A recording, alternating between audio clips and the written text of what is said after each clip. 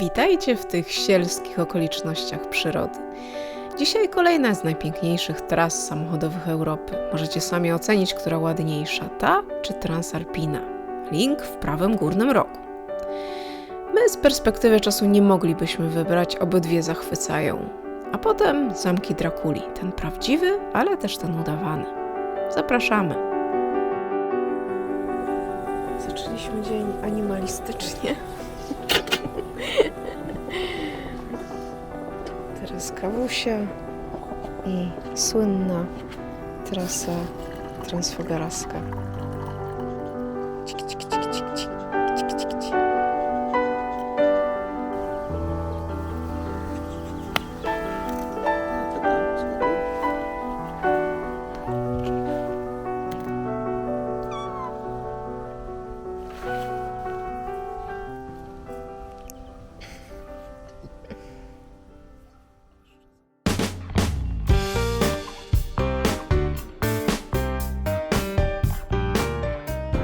Zjeżdżamy z 470 metrów na jakieś 2400. Właśnie szczyty mają 2400, więc droga nie wiem na jakiej wysokości będzie. Na Transalpinie byliśmy 1700, nie? Czy 1000? Nie, 2 coś. 200 coś. Przy na rowerze jedzie. Masakra. Tak, chyba 200. Tak.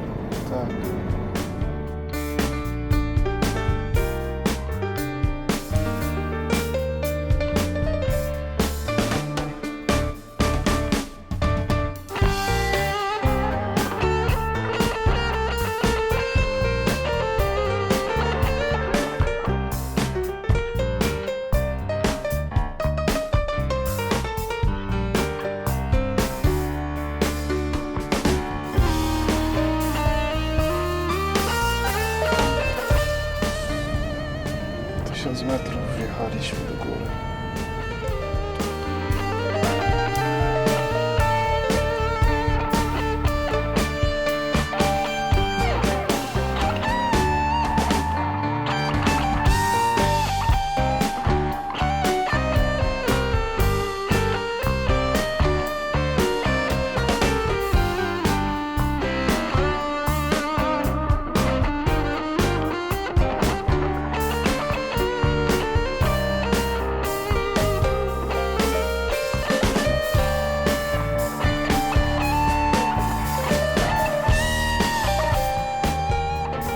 Pewnie wielu z Was jakby słyszało, jaka jest geneza tej trasy transfogarowskiej po polsku. Ceausescu miał kilka dziwnych pomysłów ze swojego życia i to był jeden z nich. Doszedł do wniosku, że potrzebuje trasy biegnącej przez góry, gdyby NATO albo nawet Związek Radziecki zaatakowali Rumunię. No jak wymyślił, tak musiało być. No, kilka miał takich pomysłów, jak wybudowanie tamy, która spowodowała wielki głód i zalanie tam iluś 10 wiosek. Tutaj właśnie tą trasę. Dom partii w Bukareszcie, który jest chyba najbardziej słynnym, takim nikomu niepotrzebnym molochem.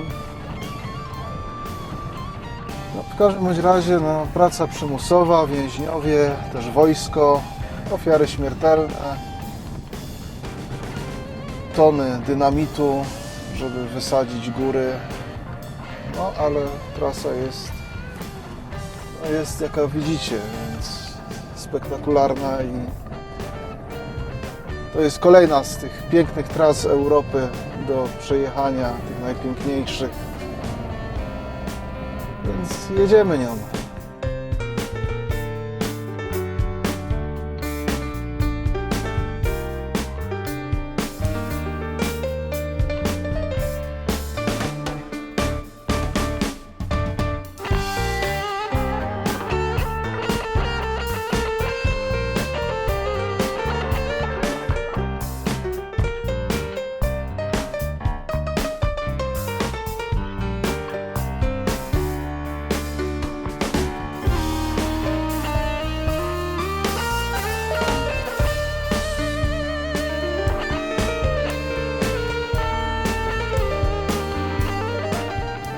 Jesteśmy na 2000 metrów.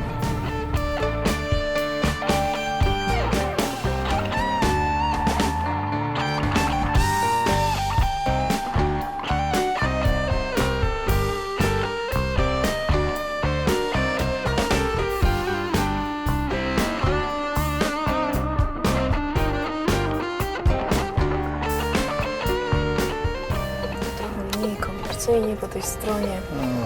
Przejechaliśmy przez tunel i trochę inny świat.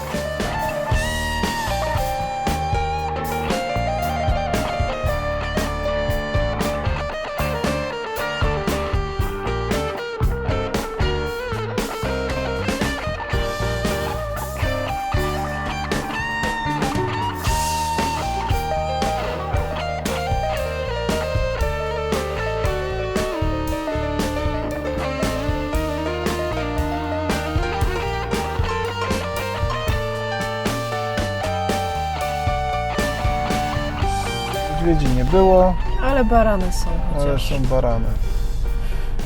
Stado baranów. Pokaźne stado.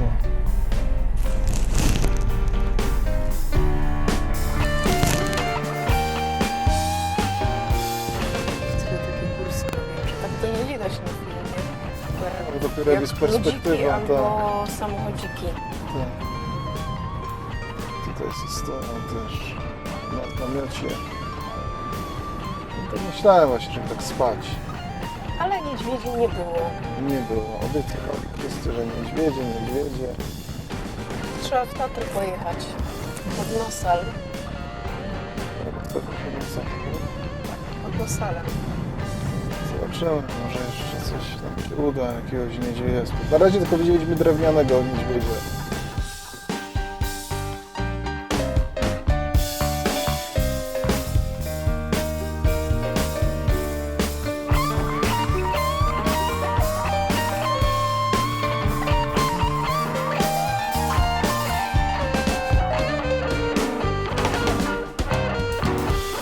Wjeżdżamy już powoli z Transfogarowskiej. No i tak zawsze jest wrażenie, że to Ale jest... jak to? Nie jesteśmy w połowie? Ale już z góry w sensie. Nie no, jeszcze kawał nam został do Transfogarowskiej, ale no zjechaliśmy jakby z tego najwyższego punktu. No i tak by się wydawało, że właśnie Transfogarowska to jest taka górska droga. Oczywiście jest. Ale wbrew pozorom na Transalpinie wjeżdża się wyżej o 100 metrów, ponad 100 metrów. Taka ciekawostka. Jadąc Transfogarowską, się wybierając tutaj, no, trzeba sobie zdać sprawę z tego, no, bo to jest droga, która ma około 150 km. Natomiast no, trzeba zdać sobie sprawę z tego, że ten taki spektakularny z widokami fragment, no to nie jest długi. Tak na oko, nie wiem, może to być 20-30 km max. Tak. Na pewno nie więcej. No, Tam są lasy. Tak samo jest na Transalpinie. ale Transalpina jest dłużej, że tak powiem, chyba jakoś tak. Widokowa. Tak, no taka odkryta, może w ten sposób. Niedźwiedź jest. O kurczę. Rzeczywiście. Przechodził Nie wiem, niedźwiedź. czy się nagrało, pewnie nie. Kurczę, no my nie, no oczywiście za daleko staliśmy. No podjechać trochę, inni też by chcieli zobaczyć. No, rzucili mu coś. Kurczę. Czekaj, spróbuję nagrać mu ten drugim O, aparatem. idzie tam. Jest niedźwiedź. No, chcieliśmy widzieć niedźwiedzia. No to mamy niedźwiedzia. To mamy ludzie, niedźwiedzia. Głupi ludzie karmią nie te niedźwiedzie. Tak, żeby zrobić zdjęcie, czy film nagrać. Nie otwieraj mi okna. No masz, wyjmij kamerę. O, biedaczek.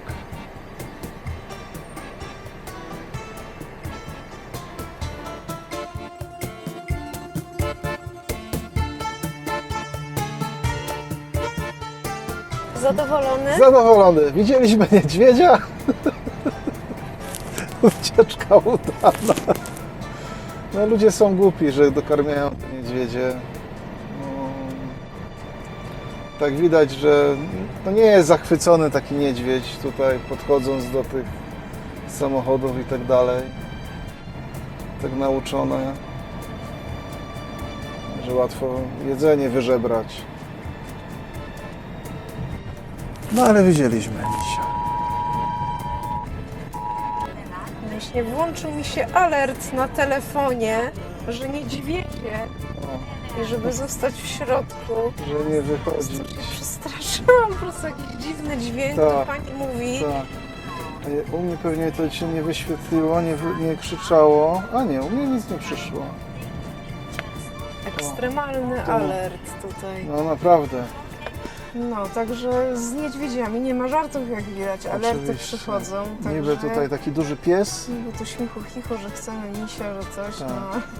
No ale tak, gdyby się tutaj Nie, nocowało i chodziło. wyszło siku, to można by zrobić coś więcej niż siku pewnie. Jakby się W majty. takiego misia spotkało. No wiadomo, fajna przygoda, ale no też trochę żal tych zwierząt, nie? Że tak człowiek je nauczył żebrania przy drodze o jedzenie. Też pewnie widzieliście, rzucali ludzie normalnie z auta jedzenie, żeby podszedł ten niedźwiedź, jakiś tam chleb czy coś. A. No, bo przez niedźwiedzia, przez to wszystko nie dokończyliśmy Wam o tej Transfogarackiej, tak? Że te 20, jakieś tam 30 km jest takie spektakularne, ale A potem są lasy, reszta... ale to już mówiliśmy. Tak, są Ale lasy. też jakby jest taki spór, od której strony wjeżdżać, czy od północy, czy od południa. My teraz wjeżdżaliśmy od północy i nie narzekamy. No nie.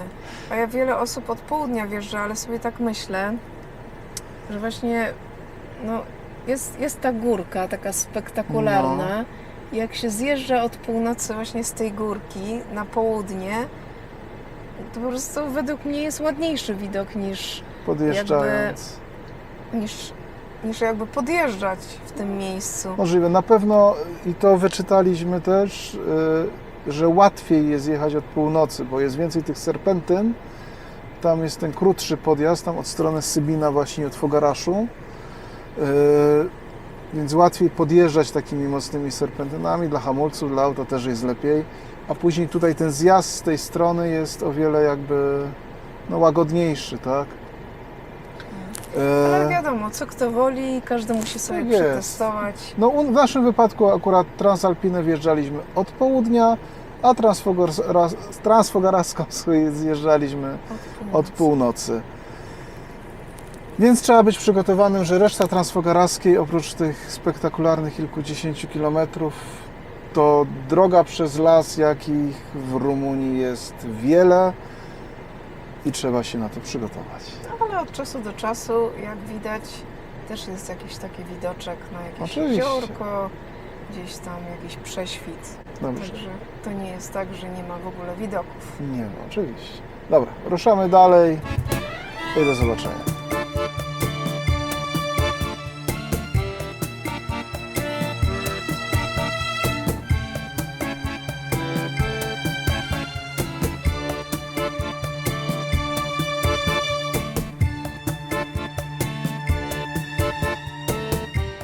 Ten kawał misia. Następny korek, czyli kolejny niedźwiedź będzie chyba. Tak, nie widać, za zakrętem jest. To jednak były zwykłe roboty drogowe. To się osunęła droga częściowo i naprawiają.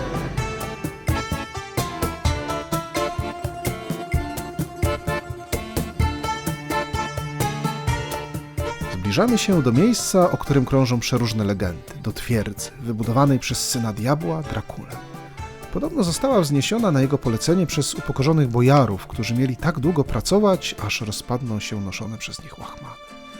Natomiast z jednej z zamkowych platform na wieść o rzekomej śmierci męża rzuciła się żona Vlada, Elena, a woda w miejscu, w którym wpadła do rzeki, do dziś jest czerwona. Bardzo ładne. Tu też jest spektakularnie, bym powiedziała. Tam fragment. A tam u góry co to? To jest właśnie ta twierdza. Twierdza Poenari, którą mamy tutaj na wzgórzu, znosi się tutaj nad doliną. To jest miejsce, gdzie tak naprawdę urzędował Vlad Palownik. Zamek wzniesiony w XIII wieku, popadł w ruinę właśnie w XV wieku. Wlad odnowił ten zamek, dostrzegł jego tutaj potencjał. Później opustoszał, popadł w ruinę częściowo na skutek osunięcia się ziemi. Zawalił się. Prowadzi do niego 1480 stopni. Szlak, jak widać, zamknięty, jest w renowacji.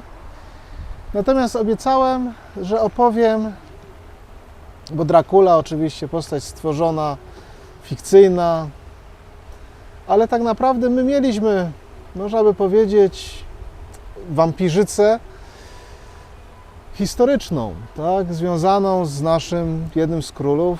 Pewnie się domyślacie, chodzi o Stefana Batorego, a tak naprawdę chodzi o jego siostrzenicę, która miała na imię Elżbieta.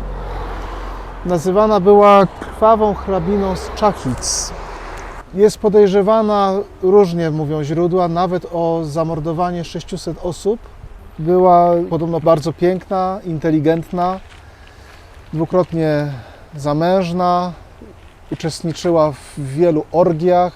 Część z tych oskarżeń została najprawdopodobniej sfabrykowana przez ród Habsburgów, który już wtedy próbował przejąć tron Węgier, który właśnie w dynastii Batorych był w tym momencie w posiadaniu. Na pewno była osobą żonną krwi, znęcała się nad sługami, służkami, miała kochanków obojga płci. Natomiast dlaczego krwawa hrabina? Legenda mówi, że pewnego razu po tym, jak uderzyła służącą i tamtej poszła krew z nosa, odkryła, że krew, która na jej twarz bryznęła, pozbawiła ją zmarszczek. Wygładziła jej cerę. No i od tego czasu podobno właśnie mordowała niewiasty szczególnie, aby kąpać się w ich krwi, robić sobie okłady, aby zachować jakby wieczną młodość. Więc nie trzeba tutaj wynajdywać i tworzyć na terenie Siedmiogrodu dziwnych postaci typu właśnie Dracula, skoro historycznie mamy. Sam też Wlad Palownik, jak jego miano samo na to wskazuje, lubował się w palowaniu ludzi, tak? Czyli wbijaniu na pal.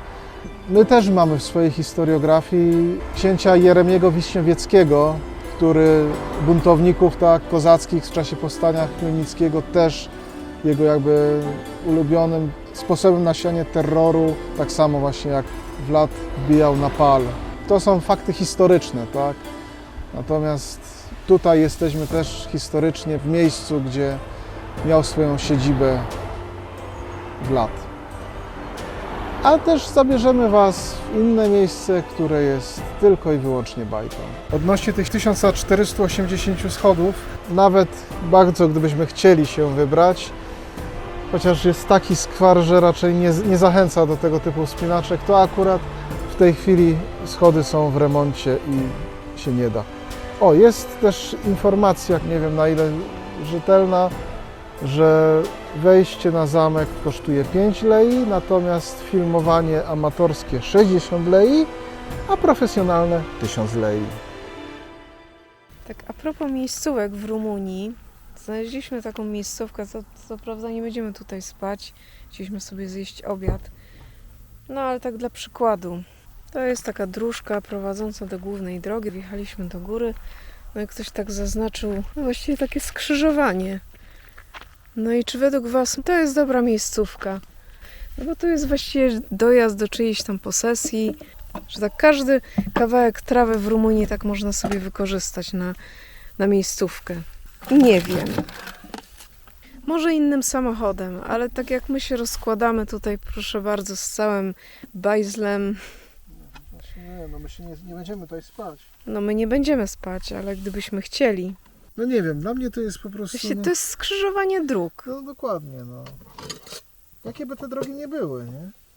No właśnie, jak gdybyśmy tutaj dalej stanęli, no to już widać, że tu jest jakaś brama, Ale kilka żeśmy już taką prawda? To i ktoś ma sad. Po prostu. Ale kilka takich miejscówek już Jest było. bardzo dużo takich miejscówek.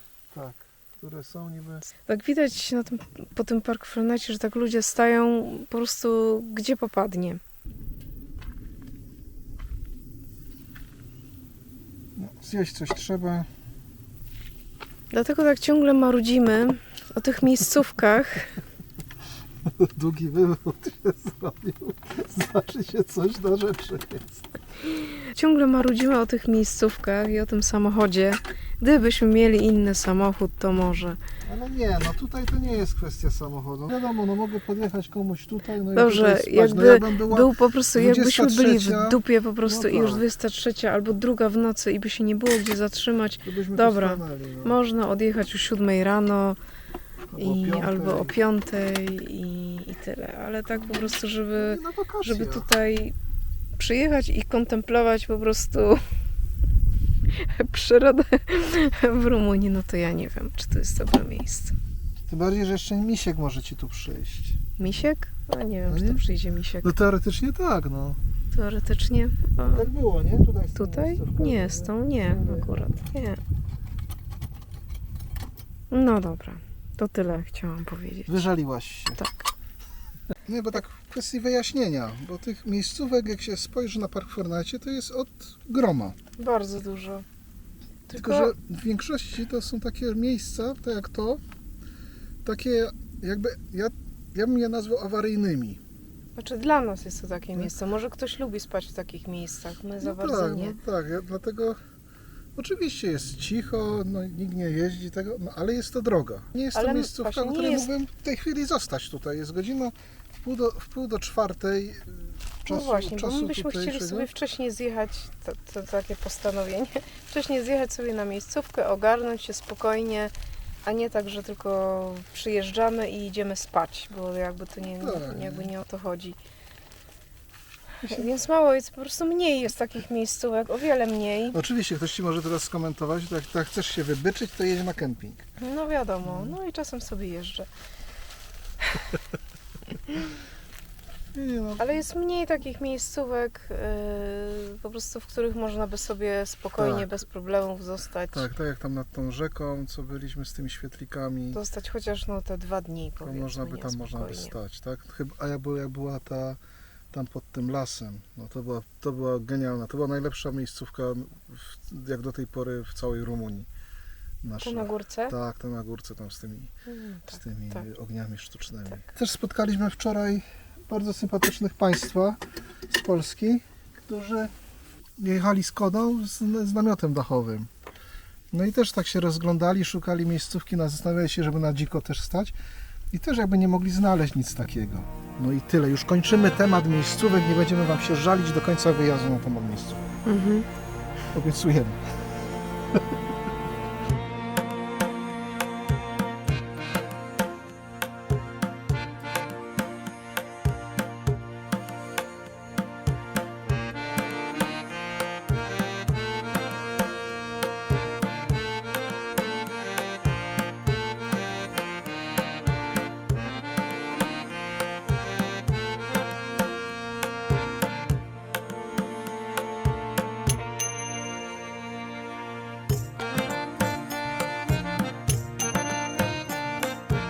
Zdania na temat zamku Bran są podzielone. Jedni się zachwycają, inni uważają go za największe rozczarowanie w Rumunii.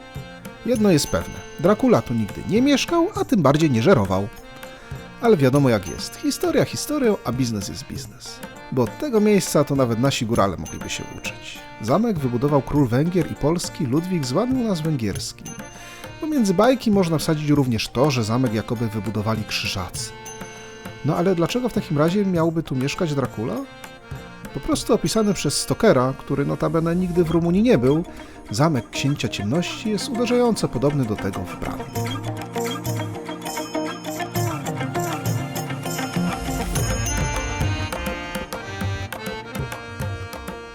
Dzisiaj miejscówka w takich okolicznościach.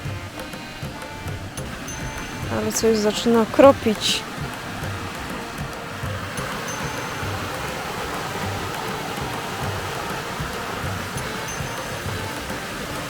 Tutaj sobie można ognisko rozpalić. Całkiem możliwe, że to zrobimy. Mam nadzieję, że nie lunie dzisiaj.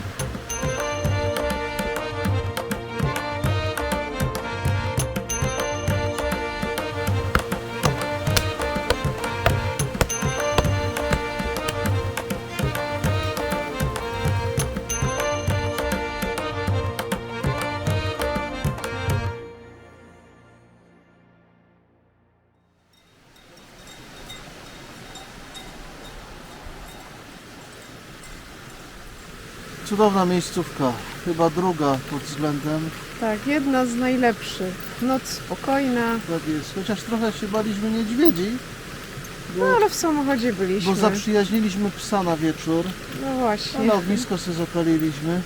No i tak czasem zerkał w stronę lasu. Ja też zerkam, i tak szczególnie też jak siedzieliśmy wczoraj, a jacyś ludzie w sumie, lokalsi tak zwani, przyjechali też sobie gdzieś posiedzieć tutaj nad potokiem.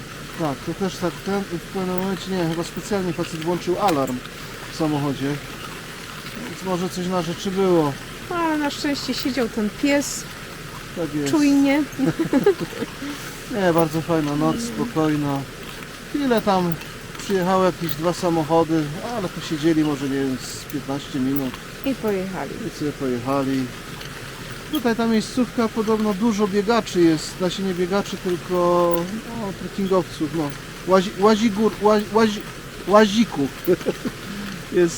jest dużo. Wstaliśmy dlatego wcześniej, może dlatego jesteśmy tak trochę, Zaspani, Tak spuchnięci. no, żeby się ogarnąć na spokojnie. A teraz już sobie mogą przyjeżdżać. Natomiast no, Zamek Bran. No, pułapka na turystów zaczyna się już na parkingu. Parking czynny całą dobę, płatny. I najniższa opłata to 10 lei. Ja trochę już wczoraj byłem zmulony podróżą. Kawa się gotuje. O, to... No dobra, to skończymy za chwilę.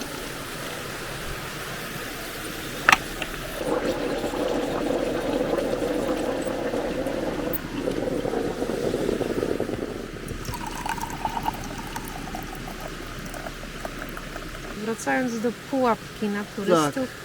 No właśnie, bo byliśmy już po 18. No, fajnie, już zamknięty zamek, bo i tak nie zamierzaliśmy do góry wchodzić. No to sobie podejdziemy gdzieś.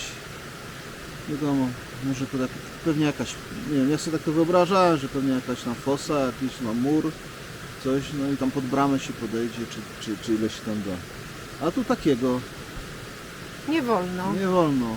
Park taki ogrodzony. Się zdenerwowaliśmy trochę. No tyle co widzieliście, no co udało nam się nagrać, tak? No bo siedział ochroniarz, no mówimy, że tylko tutaj chcemy wejść na teren parku, nie? No, że nie wolno, nie może, no bo monitoring jest, miałby później problemy. No i tyle, no.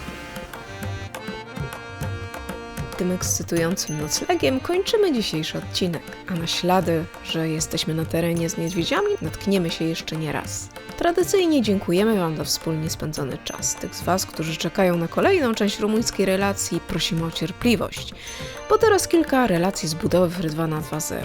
Poczekać warto, bo przed nami jeszcze setki kilometrów rumuńskich dróg i bezdroży. A żeby ich nie przegapić, pamiętajcie o dzwoneczku przy subskrypcji. Do zobaczenia!